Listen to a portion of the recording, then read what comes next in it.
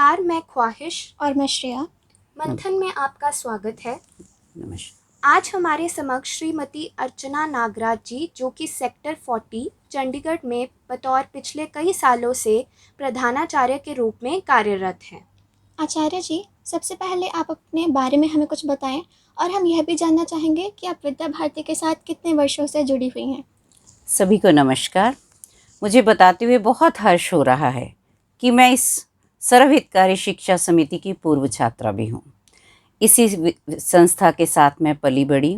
मैं एक संघ परिवार से संबंध रखती हूँ और इसी विद्यालय में मैंने 25 साल एज ए हिंदी अध्यापिका के रूप में काम किया और अब पिछले 7 सालों से प्रधानाचार्य के रूप में कार्यरत हूँ।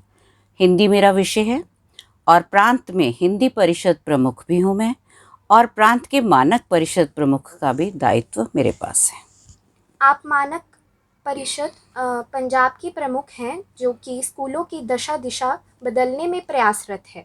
बतौर प्रमुख आज तक कितने स्कूलों का मूल्यांकन आपने किया है? जब से मुझे ये दायित्व मिला तब से हमने 15 विद्यालयों का मूल्यांकन किया। उससे पूर्व पूरे पंजाब प्रांत के 33 विद्यालयों का मूल्यांकन किया जा चुका है। मानक परिषद का उद्देश्य कोई इंस्पेक्शन नहीं है। विद्यालयों की दशा को उठाने के लिए, उनकी गुणवत्ता को सुधारने के लिए ये मानक परिषद का गठन किया गया है। इसमें मेरे पास 17 सक्रिय सदस्य हैं, जो कि उनके सहयोग से हम निरंतर इस कार्य में आगे बढ़ रहे हैं। मूल्यांकन के लिए आपने कौन कौन से मापदंड किए हैं और स्कूलों का इनमें क्या फीडबैक रहा? मूल्यांकन के लिए ये जो मानक परिषद है, इसका आधार 4 क्षेत्रों में है, जिसमें प्रबंध समिति, प्रधानाचार्य, आचार्य दीदियाँ, विद्यार्थी और सभी स्टेक होल्डर्स आते हैं। तो हमने सभी विद्यालयों का उसी दृष्टि से कुछ मापदंड हमें भोपाल से, जो हमारा मुख्यालय है, वहाँ से हमें एक सहायक पुस्तिकाएं दी जाती हैं। उसके आधार पर मेरे सभी सदस्य, ये 3 दिवसीय मूल्यांकन रहता है।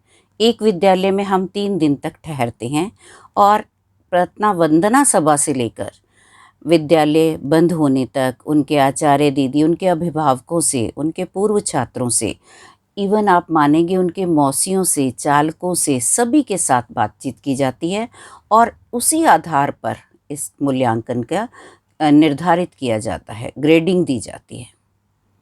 मूल्यांकन के बाद आपने स्कूलों में क्या बदलाव देखे और स्कूलों ने और बेहतर करने के लिए क्या प्रयास किए? बहुत खुशी होगी। सबसे पहले मैं अगर अपने आप से ही शुरू करूं, एक प्रधानाचार्य के लिए या आचार्य दीदियों के लिए अपने विद्यालय को सुधारने के लिए इसमें बहुत संकेत बिंदु हमें मिलते हैं। सबसे ज़्यादा फ़ायदा विद्यालयों को अपना रिकॉर्ड मेंटेन करने में मिला।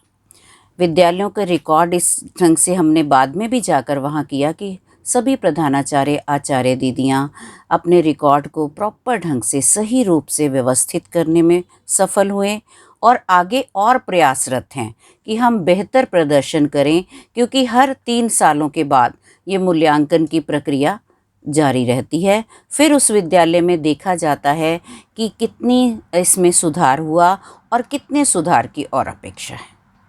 मूल्यांकन के आधार पर आपको सर्वश्रेष्ठ विद्यालय कौन सा लगा?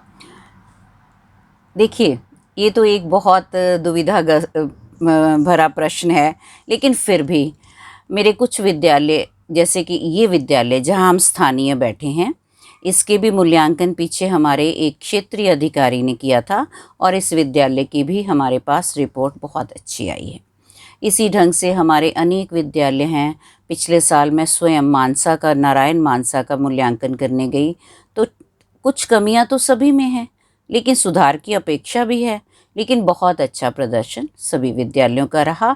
हाँ, हमें यही है कि हम प्रयासरत हैं कि हम सभी विद्यालयों को सर्वश्रेष्ठ बनाएं। इसी दिशा में हम आगे बढ़ रहे हैं।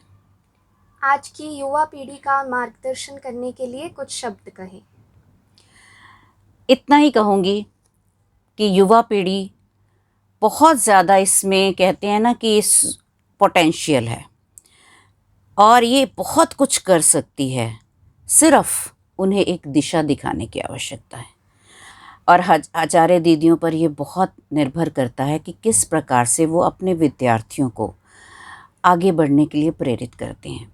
मेरा अपना मानना है कि विद्यार्थियों को दिल से जोड़िए, उनके भावों को, उन्हें अनुभव होगा कि हम गलत या सही कर रहे हैं, उन्हें एहसास करवाने की अपेक्षा है, वो अपनी दिशा खुद पकड़ लेंगे। बहुत अच्छे हैं, मैं कहती हूँ हमसे ज़्यादा आगे हैं, उनका माइंडसेट बहुत अच्छा है, बस एक सही दिशा दिखाने की अपेक्षा है। और हमारा ये पूरा विद्या भारती सर्वहितकारी शिक्षा समिति इसी दिशा में कार्यरत है। आप जैसी महान शख्सियत से मिलकर हमें बहुत अच्छा लगा। आपके व्यक्तित्व से हम बहुत प्रभावित हुए हैं। आपका धन्यवाद। आपका भी धन्यवाद।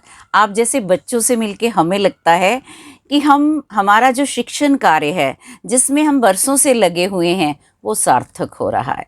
तो आप बच्चों को मेरा बहुत बहुत आशीर्वाद, बहुत बहुत धन्यवाद। जय हिंद, जय भारत।